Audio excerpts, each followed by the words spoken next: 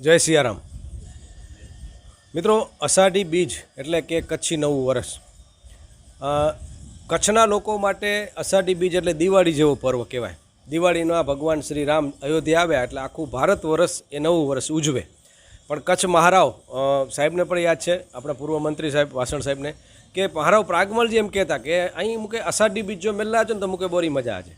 તો એ આપણી કચ્છનું નવું વર્ષ હતું, એ અષાઢી બીજ હતું. તો બંનેને આપણે દિવાળી જેમ જ ઉજવવાનું છે, ઘરે દીવડા કરવાના છે. અને લપાઈ એમ કહેવાય ને કે અષાઢી બીજ વડરકા બીજ, એટલે આપણા કરતાં આપણા જે કચ્છના બહાર જે લોકો વસે છે, પૂના હોય, મુંબઈ હોય, અમેરિકા હોય કે લંડન હોય, એ પાછા ફોન કરીને પૂછે કે વરસાદ આય કે ન, મી આય કે ના, ને એટલે રાજીપો થાય ને વરસાદ કચ્છમાં પડે અને સાહેબને ખ્યાલ છે કે લપાઈ ત્યાં એ લોકો ચડાવે, શીરો બનાવે. તો આજે સરસ એક પ્રસંગ છે લહેરિયા હનુમાનજી, અને ફિકર કી જો ફાકી કરે તાકા નામ ફકીર. તો આ એક એવા જ ફકીર, એવા જ કહી શકાય કે આ ગણિતથી પાર એવા સંત આપણે કહી શકીએ કે બાલકદાસી બાપુ, અને જેમને એમના પ્રત્યે શ્રદ્ધા છે એવા પૂર્વ મંત્રી વાસણભાઈ આહિર પણ યોગાનું. કારણ કે બાપુનો સવારે ફોન આવ્યો કે ભાઈ આપણે 16 તારીખે કાર્યક્રમનું આયોજન કરી નાખ્યું છે, તમારે આવવાનું છે. તો મેં કીધું ઇન્ટરવ્યૂ કોણ કરશે, બાપુ તો બોલે નહીં. પણ આ હનુમાનજી મહારાજની કૃપા છે કે અમે અહીંયા આવ્યા ને તરત જ સાહેબની એન્ટ્રી થઈ. એટલે આજે એમના માધ્યમથી સમગ્ર કચ્છના લોકોને આમંત્રણ પાઠવીએ છીએ. 24મો વાર્ષિક પાટોત્સવ છે, અને આ જગ્યા વિશે એમના જે શબ્દો જે છે થોડીક કચ્છીમાં નવા વર્ષની શુભેચ્છા પાઠવી દેશું, અને આમંત્રણ પણ એમના તરફથી આપણે પાઠવશું. તો મળીએ આપણે વાસણભાઈ આહિરને. સાહેબ, કેટલી ખુશી છે, ખાસ કરીને આ જગ્યા પ્રત્યે આપનો કેટલો લગાવ છે અને કેટલા વર્ષનો નાતો છે? બાપુ,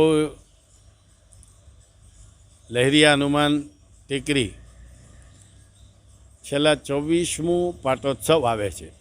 સ્થાપનાને 24 વર્ષ થયા. 24 વર્ષ એટલે કે અઢી દાયકા પહેલાં પરમ વંદનીય બાલકદાસ બાપુએ અહીંયા આવીને ધૂણી દેખાવી, અને 24 વર્ષથી સતત એણે આ ભૂમિને તપાવી છે, એનું તપ કર્યું છે. અને ભજન અને ભોજનનું ક્યાંય પણ એણે ઓટ આવવા નથી દીધી.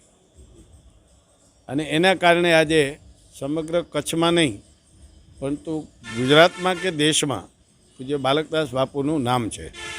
કારણ કે કોઈ દિવસ કોઈ ભૂખ્યા માણસનું મોઢું નથી જોતા. એટલે આ જગ્યા એટલી બધી. બીજું કોઈ દિવસ ક્યાંય શોબાજી નહીં. જે પણ આવે આ જાઓ, ભોજન પાકે ચલે જાઓ. મેં હજી એની પાસેથી કોઈ દિવસ કોઈ પાસે પૈસા માગતા કે કોઈ પણ કામ માગતા જોયા નથી. તિજોરી વગરનું મંદિર છે, તિજોરી વગરનું મંદિર, પણ મેં કોઈ દિવસ માગતા નથી જીધો. હો જાયગા બાપુ, ઓર કુછ કામ હો જાયગા, એ બજરંગબલી બેઠા હુઆ હૈ. એવા જ્યારે સંતો મળતા હોય ત્યારે ખરેખર આપણે સદભાગ્ય કહેવાય. 24મું પાટોત્સવ આવે છે. હમણાં તમે વાત કરી કે સાહેબ કચ્છ માટે કચ્છી નવું વર્ષ એટલે આપણું નવું વર્ષ છે. સમગ્ર વિશ્વમાં વસતો કચ્છી આજ તો અઢી દાયકાથી તો કચ્છનું રંગ રૂપ વિકાસ ખૂબ ફાલ્યો ફૂલ્યો છે. પરંતુ 2001 પહેલાં જ્યારે કચ્છ ભૂકંપગ્રસ્ત કચ્છ હતું, દુષ્કાળગ્રસ્ત કચ્છ હતું, ત્યારે પણ વિશ્વમાં વસતો મારો કચ્છી ભાઈ અષાઢી બીજ આવે એટલે એની ઘરવાળીને રોજ સાંજે પોતાના ધંધારથી, દુકાનેથી, ઓફિસેથી આવે ત્યારે એમ પૂછા કરે, એ શું કચ્છ મેજાનું કોઈ ફોન આવ્યો હો કે આજે વરસાદ આવ્યો કે ના આવ્યો, મી આવ્યો કે ના આવ્યો? અને એની ઘરવાળી કે એના કોઈ સંબંધીનો ફોન આવે ને એમ કે અહીંયા વરસાદ ના આવ્યો એટલે એ નિરાશ થઈ જાય.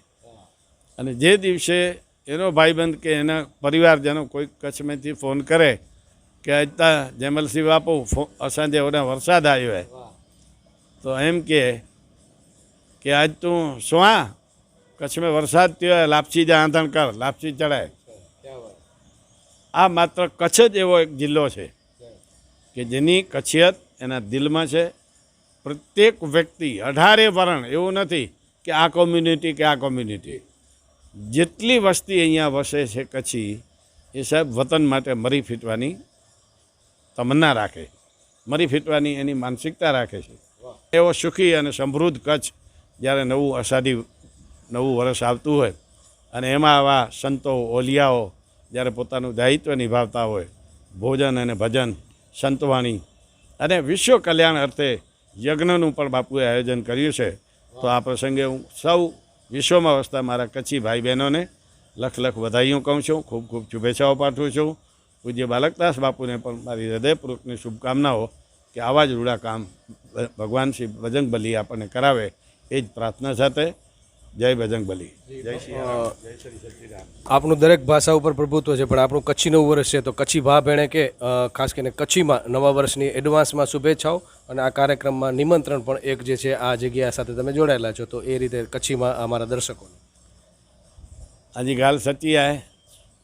16 तारीख जो पंहिंजो कच्छी नवुं वरे अचे थो एवर जेको पाण ॻाल्हि कई ई प्रमाणे विश्व में वसदल सॼा पंहिंजा कच्छी भाउ भेणीअ खे मुंहिंजो हृदयपूर्वक जी विनंती आहे. पाण त मिड़े हेॾां बालकदास बापू वटि सेवकगण आहियूं अने बापू जो जेको ई कार्यक्रम आहे विश्व कल्याण अर्थे अहिड़े यज्ञ में पाण मिड़े हाज़िरी ॾियूं.